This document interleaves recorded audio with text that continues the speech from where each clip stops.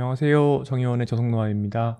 오늘은 치즈 이야기 한번 해보겠습니다. 아시다시피 치즈는 정말 인류가 오랫동안 먹어온 음식입니다. 우유의 에너지를 오랫동안 저장할 수 있는 방법 중에 하나였고요. 굉장히 전통적으로 많이 먹던 음식이지만 정작 이 치즈가 건강상에 도움이 되는지 아닌지에 대해서는 굉장히 논란이 있는 상태고요. 특히 이제 어떤 연구에서는 뼈 건강, 근육 건강 측면에서 이 치즈가 몸에 좋다 이렇게 얘기를 하기도 하고요. 또 한편으로는 이제 포화지방 이런 것들 때문에 몸에 나쁠 수 있다 이런 이야기들도 있죠. 제가 저속노화 식사법에서 인용을 했던 마인드 식사법에서는 치즈를 적게 먹는 분들이 점수를 더 받도록 되어 있습니다. 사실 이 점수표라는 거는 모리스 그룹이 임상 연구를 하기 위해서 만들었던 면이 있어서 당시에 가지고 있었던 지식들을 위주로 만들어졌기 때문에 지금 현재의 가장 잘 알려진 증거를 모두 다 업데이트해서 반영하는 것은 또 아니라는 점을 유념해 주시고요. 아무튼 이번 영상에서는 이 치즈에 대해서 어떻게 만들어지는지부터 영양 성분 그리고 건강에 대한 증거까지 제가 조사할 수 있는 것들은 최대한 종합해서 너무 어렵지는 않게 설명을 한번 드려보겠습니다.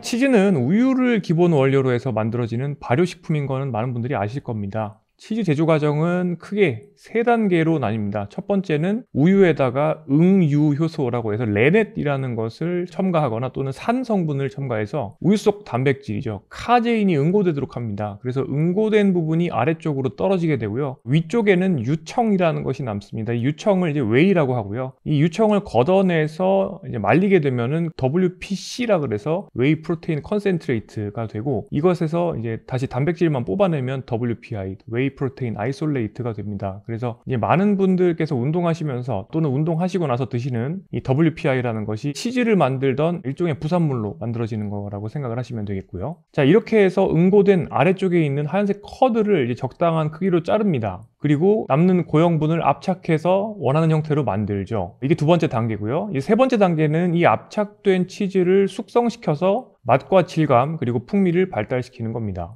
이 숙성 기간은 치즈 종류에 따라서 몇 주가 될 수도 있고요. 몇 년까지 가는 경우도 있습니다. 자, 그 다음은 치즈에 들어있는 영양 성분입니다. 우선 단백질이 잔뜩 들어있습니다. 카제인이죠. 이 카제인이 치즈에 잔뜩 들어있습니다. 일반적으로 체다 치즈 30g, 그러니까 슬라이스 치즈 한 장 정도입니다. 이 정도에는 한 7g 정도의 단백질이 들어있죠. 삶은 달걀 큰 거 하나 정도라고 보시면 되겠고, 그러니까 상당히 적은 양으로도 단백질을 효율적으로 섭취할 수 있는 방법이죠. 그 다음이 칼슘입니다. 우유에 칼슘 많이 들어있다는 거 모르시는 분들 거의 없을 겁니다. 슬라이스 치즈 30g, 그러니까 한 장 정도에 약 240mg 정도의 칼슘이 들어있습니다. 성인 하루 권장량이 보통 1000mg에서 1200mg이기 때문에 성인 하루 권장량의 약 20% 정도에 해당하는 양이고요. 또 많은 양의 칼슘이 들어있다 이렇게 보시면 되겠습니다. 그 다음은 비타민 B12인데요. 이 비타민 B12는 주로 동물성 식사를 통해서 섭취할 수 있는 비타민입니다. 특히 우리가 채식을 하는 경우에는 이 비타민 B12가 다소 부족해질 우려가 있다는 것들도 많은 분들이 알고 계시고요. 이제 신경기능,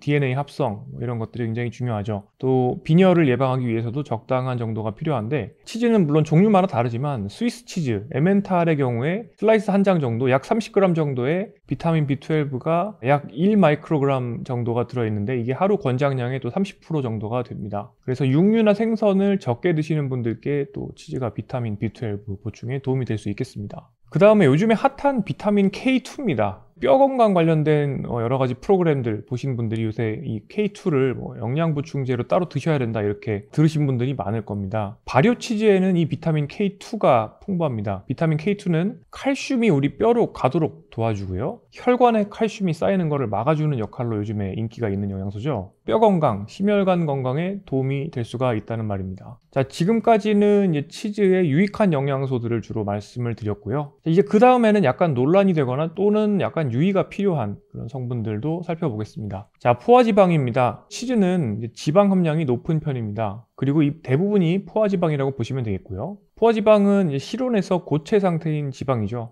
동물성 지방에 많고요. 과도한 포화지방 섭취는 논란이 요새 있기는 하지만 기본적으로 혈중 지질 패턴에 좋지가 않고 또 동맥경화에도 안 좋은 영향을 줄 수 있다 이렇게 일반적으로 알려져 있습니다. 물론 최근에는 이제 추세가 포화지방보다는 트랜스지방이 훨씬 나쁘다 이렇게 또 보고 있는 경우도 있고요. 포화지방도 어떻게 먹느냐, 그러니까 푸드 매트릭스가 중요하다 이런 이야기들을 또 하기도 하죠. 자, 그 다음 나트륨입니다. 치즈는 일단은 숙성을 돋고요. 또 썩으면 안 되고요. 그 다음 맛도 내야 되기 때문에 소금을 많이 넣습니다. 페타, 파르마산, 그리고 체다 이런 것들 다 짭짤한 맛이 강합니다. 일반적으로 치즈 100g에 수백 밀리그램에서 많게는 1g까지도 나트륨이 들어있는 경우가 있습니다. 편의점 도시락 하나가 보통 1200mg에서 1400mg 정도의 나트륨이 들어있으니까 거의 그 정도라고 생각을 하시면 되겠고요. 잘 아시는 것처럼 이 나트륨을 많이 먹게 되면 고혈압의 원인이 될 수가 있고 또 심혈관 질환의 위험이 높아질 수가 있습니다. 그 다음에 칼로리입니다. 치즈는 우유를 그야말로 고형으로 농축한 거기 때문에 당연히 열량이 높습니다. 100g의 치즈가 보통 300에서 400kcal 정도의 에너지를 낸다고 보시면 되고요. 밥 한 공기가 300kcal 정도니까 그것보다 더 높은 열량이죠. 물론 그만큼 또 단백질도 많이 들어있긴 하지만요. 그래서 치즈 많이 먹으면 결국에는 살이 찔 수가 있습니다. 자, 지금까지 이제 치즈의 구성 요소를 봤고요. 이제 본격적으로 치즈가 건강상에 어떤 효과가 있는지 한번 살펴보겠습니다. 치즈가 주는 가장 대표적인 건강상의 이득은 잘 아시겠지만 뼈 건강입니다. 칼슘과 단백질이 풍부하고요. 뼈를 형성하고 유지하는 데 핵심적인 영양소입니다. 청소년기나 성인 초기에는 골밀도를 높여놔야 되는 면이 있습니다. 그리고 보통 이제 골밀도가 30대에 피크를 치고 그 다음에 빠지기 때문에 중장년기 이후 뼈가 약해지지 않도록 하는 것들이 굉장히 중요한데요. 치즈 같은 유제품 섭취가 골밀도 유지에 도움이 될 수 있다는 연구들이 많이 있습니다. 하루 약 200g 정도의 유제품, 그러니까 우유 한 잔 정도죠. 이 정도를 섭취하는 경우에 골다공증 위험이 20% 정도 감소한다는 분석도 있고요. 이 연구는 여러 연구들의 결과를 종합한 거기 때문에 해석에 유의가 필요하고 또 관찰 연구이기 때문에 이런 것들을 가지고 원인과 결과를 우리가 확언할 수는 없습니다만 전반적으로 유제품 섭취가 뼈 건강에 이롭다는 근거라고 볼 수는 있습니다. 다만 아직까지 중재 연구, 그러니까 사람을 대상으로 치즈를 먹고 안 먹고 이런 식으로 했을 때 치즈를 많이 먹였더니 골다공증이 예방되더라 이런 연구들은 이제 충분치는 않은 상황이고요. 또 칼슘이라는 게 치즈에만 들어있는 것은 아니고 녹황색 채소나 다양한 식품으로도 섭취할 수가 있기 때문에 무조건 치즈를 먹어서 내가 뼈 건강을 개선해야 되겠다 이런 것들보다는 균형 잡힌 식단의 한 부분으로 치즈를 활용하시는 것이 조금 더 좋을 것 같습니다. 자, 그 다음은 아무래도 치즈가 발효된 제품이다 보니까 장 건강에 대해서, 그러니까 장내 미생물에 대한 영향을 또 빼놓을 수가 없는데요. 요새 프로바이오틱스 드시는 분들도 많고 또 장 뇌축 이렇게 해서 장 건강에 관심 많으신 분들이 있으실 텐데요. 일부 치즈는 정말 프로바이오틱 음식으로 분류될 수도 있고 살아있는 유산균이 남아있는 그런 치즈들도 있습니다. 또 치즈에는 유산균 발효로 인한 결과인 펩타이드들도 많이 있고 한마디로 이제 프리 또는 프로바이오틱스가 같이 이제 존재하는 그런 식품이라고 생각을 하시면 되겠고, 바이오틱스 성분들은 장내 미생물의 먹이 역할을 할 수도 있겠고, 그래서 유익균이 조금 더 많아지는 환경을 만들 가능성도 있겠습니다. 자, 다음으로 심혈관 건강을 한번 보겠습니다. 말씀드린 것처럼 치즈에는 포화지방과 나트륨이 많기 때문에 이론적으로 심혈관 건강에 부정적일 수가 있습니다. 그런데 흥미롭게도 일부 연구 결과에서는 이 치즈 섭취가 심혈관 위험을 그다지 높이지 않는다거나 아니면 오히려 중립적이거나 또는 이로운 측면도 있을 수 있다고 보고를 하고 있습니다. 신기하지 않으세요? 저도 참 신기하게 봤는데요. 포화지방이 콜레스테롤을 올리고 그것이 심근경색 같은 심장질환을 증가시킨다는 단순한 공식이 치즈에는 그대로 또 적용되지 않을 수 있다는 연구들이 있는 것입니다. 덴마크에서 2011년에 보고했던 한 연구에서는 참여자들한테 버터와 치즈를 같은 양의 지방량으로 섭취하게 한 다음에 혈중 지질 변화를 추적했습니다. 실험 연구죠, 일종의. 버터나 치즈 모두 지방 함량, 특히 포화지방이 많지만 6주 후의 결과를 봤더니 버터를 많이 드신 그룹에서는 LDL 콜레스테롤이 상승을 했고요. 치즈를 먹은 그룹에서는 오히려 LDL 콜레스테롤이 변하지 않거나 약간 떨어지는 경향성까지도 관찰이 되었던 겁니다. 그러니까 같은 양의 포화지방을 먹더라도 버터가 인체해주는 효과와 치즈가 인체해주는 효과가 달랐다는 것이죠. 해당 연구의 연구진은 치즈에 풍부한 칼슘이 장에서 지방 흡수를 방해해서 대변으로 배출시키는 효과나 치즈 단백질 등이 이제 콜레스테롤 대사에 영향을 줄 가능성 여러 가지를 제기를 했습니다. 이런 연구들을 고려한다면 치즈를 통해서 섭취한 포화지방은 같은 양의 버터만큼은 콜레스테롤을 나쁘게 만들지는 않는다는 거죠. 조금 더 나아가서 치즈 섭취가 아예 심혈관 질환 위험을 낮춘다는 연관성, 관찰 연구죠. 이런 연관성을 보고한 연구도 있습니다. 중국과 네덜란드 연구진이 2017년에 발표한 메타 분석 논문에서 치즈 소비와 심혈관 질환 위험을 총 15개의 코호트 연구 데이터를 종합해서 평가를 했는데요. 이 분석에서 흥미롭게도 치즈를 가장 많이 드시는 그룹의 경우에는 가장 적게 드시는 그룹에 비해서 심혈관 질환 발생 위험이 10% 정도 오히려 낮은 것으로 나타났습니다. 하루에 약 40g 정도의 치즈를 드시는 분들이 심장병 그리고 뇌졸중 위험이 가장 낮았고요. 그 이상을 드신다고 해서 더 이득이 커지지는 않아요. 그러니까 약간 U자형 관계가 있는 겁니다. 가장 최적의 치즈 섭취 구간이 어느 정도 존재한다는 겁니다. 이걸 좀 더 구체적으로 말씀을 드리면 하루에 슬라이스 치즈 한 장 정도를 꾸준히 드시는 분들에서 가장 심근경색이나 뇌졸중 발생률이 낮은 것이겠고요. 연구진들은 일단은 치즈 속에 들어있는 다양한 영양소가 또 긍정적인 효과가 있을 거라고 생각을 했고, 그 다음에 치즈를 드시는 분들이 아무래도 다양한 식자재, 진짜 음식들을 드시다 보니까 전반적인 식습관이 양호할 가능성이 있지 않을까 이렇게 추측을 했습니다. 물론 이런 역학 연구라 그러죠. 이런 관찰 연구는 원인 결과를 보는 연구가 아니기 때문에 단순히 상관관계를 보여주는 거기 때문에 치즈가 심장의 약이라고 단정할 수는 없겠습니다. 어쨌든 그래도 최소한 적당량의 치즈 섭취, 하루 한두 장 정도의 슬라이스 치즈 정도는 심혈관 건강에 해롭지 않을 수 있다는 점에서 예전에 우리가 알고 있었던, 전통적으로 알고 있었던 치즈는 콜레스테롤 덩어리이기 때문에 심장에 나쁘다라는 통념은 너무 그렇게 우리가 공포를 가지고 또 이렇게 치즈를 두려움으로 생각할 필요는 없을 것 같다는 결론입니다. 자, 마지막으로 이제 인지 건강과 치매입니다. 흥미롭게도 일부 연구에서는 치즈와 같은 발효 유제품이 오히려 인지 기능 저하를 늦출 수도 있다는 가능성을 최근에 제시하기 시작했습니다. 일본에서 수행했던 한 연구입니다. 오가타 등이 보고한 2023년 논문인데, 일본의 지역사회에 계시는 65세 이상 노년 여성 1000명 대상으로 치즈를 얼마나 드시는지와 인지 기능 점수를 비교 분석했더니 평소 치즈를 즐겨 드시는 분들이 치즈를 거의 안 드시는 분들에 비해 인지 기능 점수가 조금 더 좋게 나타났습니다. 물론 또 이 연구도 관찰 연구이기 때문에 치즈 드시는 분들이 아무래도 조금 더 경제적으로 유복하다거나 아니면 다른 생활 습관이 더 좋아서일 수도 있기는 한데요. 일단은 치즈 섭취와 인지 기능 사이의 긍정적인 연관이 관찰됐다는 데 좀 의미가 있습니다. 2020년 아이오와 주립대 연구팀이 UK 바이오뱅크 데이터를 분석한 연구에서는요, 치즈가 통계적으로 유의하게 노년기 인지 기능에 보호 효과를 보이는 음식 중 하나로 꼽혔습니다. 치즈가 뇌 건강에 좋을 수 있는 이유로는 몇 가지 가설이 있는데요. 치즈에 들어있는 바이타민 B12나 오메가3 이런 것들이 또 신경세포 기능 유지에 도움이 될 수가 있고요. 아연이나 트립토판 같은 미량 성분들도 이제 기분이나 인지 기능에 영향을 줄 수가 있죠. 또 발효 과정에서 생기는 항산화 펩타이드들이 뇌신경을 손상시키는 산화 스트레스, ROS라고 하는 활성산소를 줄여줄 가능성, 그리고 프로바이오틱스를 통한 앞서 말씀드렸던 장뇌축 개선 가능성, 이런 여러 가지들이 거론이 되고 있습니다. 장내 유익균이 많아지고 그 결과로 염증성 물질이 줄고, 그래서 만성염증이 줄면 또 인지 기능이 좋아질 수 있지 않느냐, 이런 생각들도 하는 거죠. 하지만 아직까지 이제 치즈를 먹는다 그래서 치매가 예방된다라고 단정 짓기는 어렵습니다. 그럼에도 불구하고 특히 노년기에 근감소증, 노쇠 이런 것들까지 고려를 한다면 노년기에 영양 결핍을 피하고 또 양질의 단백질과 비타민을 공급하는 측면에서 노쇠 예방, 기능 저하를 예방하는 측면에서 굉장히 좋은 도구가 될 수 있다는 의견들도 가져볼 수 있을 것 같습니다.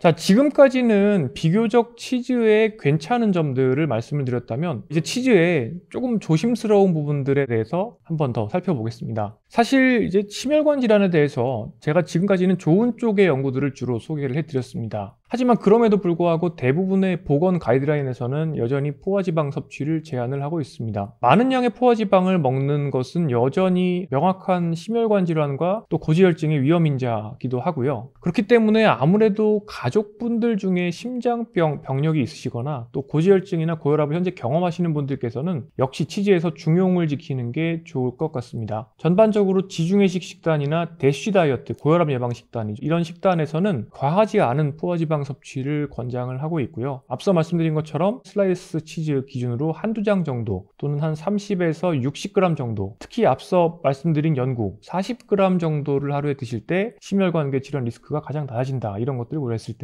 이 정도를 섭취를 해보는 것이 가장 좋을 것 같습니다. 자, 그 다음이 이제 나트륨입니다. 사실 치즈는 맛있게 만드는 가장 중요한 요소 중에 하나가 소금이고요. 또 이 소금과 아미노산이 만나면 MSG가 자연적으로 생성이 되죠. 그래서 치즈에서 감칠맛도 나는데 세계보건기구가 권고하는 하루 나트륨 섭취량 2000mg 또는 소금으로 보면 5g인데 이것을 고려한다고 하면 치즈 몇 장만 먹어도 하루 권고량의 상당 부분을 채우게 될 수가 있습니다. 특히 이제 피자나 파스타 이런 음식들을 보면은 정말 기본적으로 음식이 짭니다. 정말 쉽게 그냥 1g 이상의 나트륨이 들어갈 수 있다는 거죠. 그래서 일단은 심장이 안 좋으시거나 또는 고혈압을 앓으시거나 이런 분들은 치즈의 이 나트륨이 굉장히 좀 걱정이 되는 요소일 수가 있습니다. 이런 경우에는 이제 저염 치즈를 선택하시는 방법도 있고요. 또 코티지 치즈나 리코타 치즈 같은 경우에는 사실 리코타 치즈는 뭐 엄밀하게 말하면 이제 정통 치즈는 아니죠. 이런 경우에는 이제 비교적 염분이 낮은 편이고요. 그래서 이런 치즈를 시도해 볼 수가 있겠고요. 또 치즈를 어쨌든 사용한다고 하면은 파마산 같은 거를 조금 뿌리고 대신에 소금을 좀 덜 사용하는 이런 식으로 약간씩 물타기를 하는 방법도 있을 것 같습니다.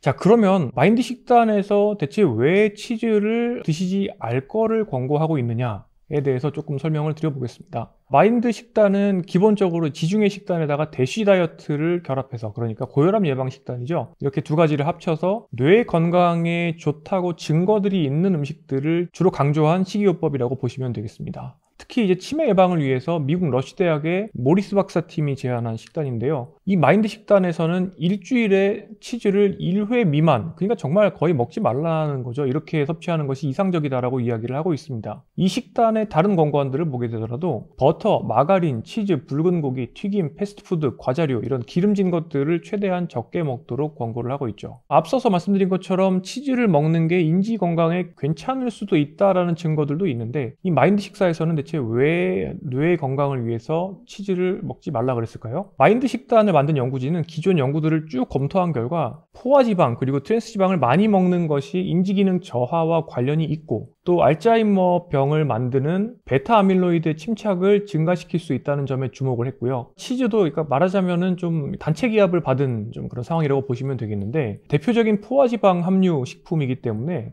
치매 예방을 위해서 지방 섭취를 전체적으로 줄여야 되는 차원에서 치즈를 제한하기도 했고요. 그 다음에도 나트륨도 있죠. 대쉬 다이어트 이게 고혈압 예방 식사다 보니까 저나트륨 식사를 강조하거든요. 자, 이런 측면 때문에 이제 치즈까지 이제 얻어 걸린 거라고 보시면 되겠습니다. 마인드 식단에서는 전체 유제품을 다 이제 비난하지는 않고요. 특히 치즈와 버터를 지목을 하고 있습니다. 당연히 치즈와 버터가 지방이 많기 때문인데요. 제가 그동안 말씀드린 것처럼 이 마인드 점수가 높은 경우에 2015년 논문에서는 마인드 점수가 낮은 그룹 대비 알츠하이머 치매 발생률이 거의 절반 정도로 낮고요. 뭐 뇌 노화 속도도 거의 4배씩 차이 난다 이런 것들을 제가 여러 번 설명드린 적이 있습니다. 모리스 박사가 처음 마인드 식사 점수표를 만들었을 때 이후에 나온 연구들을 보면 오늘 제가 설명드린 것처럼 치즈와 버터는 좀 다른 효과가 있는 것 같기도 하고요. 또 실제 연구들을 봤을 때 치즈 섭취가 뭐 심혈관 건강이나 또는 인지 건강에 그렇게 부정적이지 않다는 점들을 또 고려해야 될 겁니다. 이제 그렇기 때문에 이 마인드 점수를 무조건 높여야 된다는 생각 때문에 치즈를 절대 먹으면 안 되겠다 이렇게까지 생각할 필요는 없겠다는 게 제 결론입니다.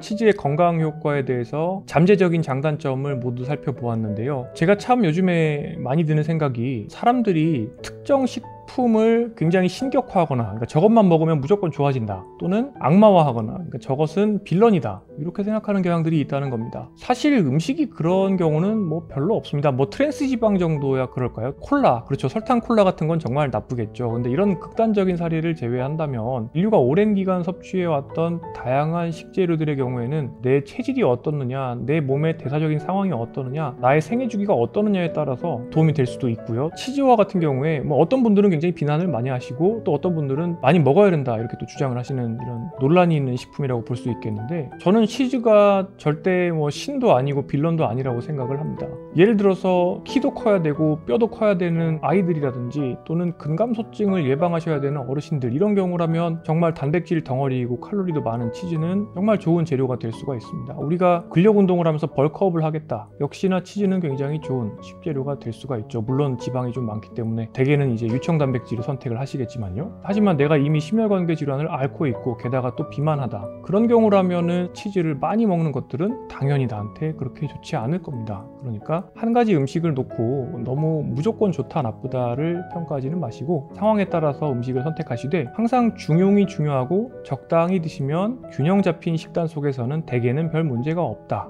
그 정도를 생각을 하시면 될 것 같습니다. 오늘 살펴본 내용들 참고하셔서 맛과 건강 둘 다 잡는 현명한 치즈 섭취 해보시고요. 다음에 더 좋은 내용으로 여러분 찾아뵙겠습니다. 지금까지 정의원의 조성노였습니다. 감사합니다.